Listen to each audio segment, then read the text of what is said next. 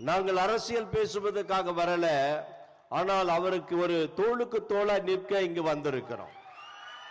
நாங்கள் கிறிஸ்தவர்கள் 234 தொகுதியிலும் இந்திய ஊழியர் ஐக்கியம், கிறிஸ்தவ ஊழியர் ஐக்கியம் என்ற ஒரு மாபெரும் இயக்கத்தை நடத்தி கொண்டிருக்கிறோம்.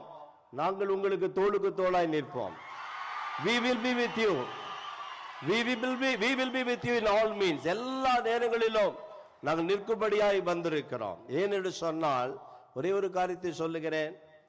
இந்த சிறுபான்மை மக்களுக்காக கடந்த பல ஆண்டுகளாய் நடந்து கொண்டிருக்கிற திராவிட ஆட்சியிலே எங்களுடைய கோரிக்கைகள், நிறைய கோரிக்கைகள் இருந்தது. அதுல சில கோரிக்கைகள், முக்கியமான கோரிக்கைகள், அதை கூட நாங்கள் போராடி போராடி பெற முடியாமல் சோர்ந்து போய் வந்திருக்கிறோம்.